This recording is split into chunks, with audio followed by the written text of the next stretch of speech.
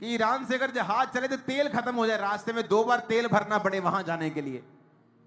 इतना दूर है, युद्ध नहीं कर सकता ऑस्ट्रेलिया के साथ, इतना दूर है वो। लेकिन ऑस्ट्रेलिया भी सफर कर रहा है, दूसरे देश भी सफर कर रहे हैं। सिर्फ एक युद्ध, एक जस्ट 20% जहां से तेल निकलता है उस रास्ते को उसने बंद कर दिया और दुनिया सफर कर रही। इमेजिन करो अगर 2-3 देश और लड़ पड़े तो क्या दुनिया का होगा।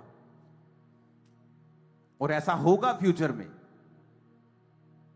कुछ बंद हो जाएंगे, कुछ नए चलेंगे। लेकिन परमेश्वर का आत्मा आपको तैयार कर रहा है कि अगर आप तौबा में रहें।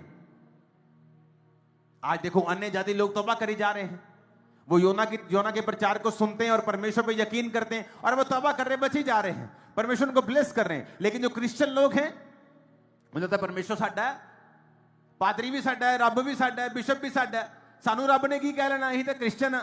और वो ज्यादा कर्ज के नीचे, श्रापों के नीचे हैं, क्योंकि वो समझ नहीं रहे कि परमेश्वर ने कहा मैंने तुमको अगर चुना है, पहले चुना है, मैं अधर्म का दंड भी तुम्हें पहले दूंगा, मैं दुख भी तुम्हें पहले दूंगा, क्योंकि मैंने तुम्हें चुना था दूसरों पर अपने आप को प्रकट करने के लिए। मैंने तुम्हें चुना था कि तुम मेरी काम कर सको, मेरी ग्लोरी को दूसरे लोगों पर जाहिर कर सको, उनको बचा सको। पर तुम शराब में, व्यभिचार में, तुम अलग अलग तरह की जगहों में गए, तुमने वो सब किया जो इजरायली करते थे, इसलिए मैं तुमको दंड दूंगा और तुमको नीचा करूंगा।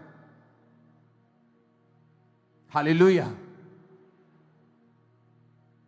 परमेश्वर ने अपने लोगों को बोला मैं तुम्हें सिर बनाऊंगा। मोस्टली आप देखो दुनिया की बड़ी बड़ी कंपनीज के मालिक यहूदी हैं, क्रिश्चियंस हैं, क्योंकि वो सिर ठहराए गए। दूसरे देशों के लोग बोस्ट करते हैं मेरा बंदा वहां सीईओ है, मेरा बंदा वहां का, लेकिन वो सब काम करते हैं, लेकिन उसका हेड जो है, उसका जो मालिक है वो क्रिश्चियन है, वो यहूदी है।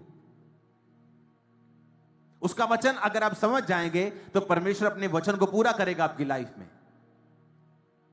और परमेश्वर आपको यह बता रहा है कि अगर अब हम तौबा के जीवन में नहीं चलेंगे, अगर अब हमने अपनी जिंदगी को नहीं बदला, अगर अब हमने अपने रास्तों को नहीं बदला, अगर अब हम वही ब्लू फिल्में देख रहे हैं, अगर हम वही लड़कियों के चक्कर में, वही शराब के चक्कर में, वही व्यभिचार, वही चोरियां, वही चकारियां, वही गालियां, वही क्रिश्चियन लोगों को मैंने गालियां निकालते देखा है,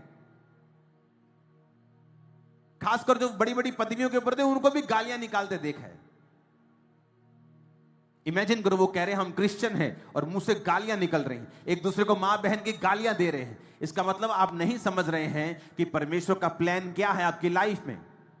और वो हमें पहले से बताता है, पहले से हमें चिताता है कि हमें क्या करना है और परमेश्वर का आत्मा हमसे क्या चाहता है। सबोपदेशक 9 उसकी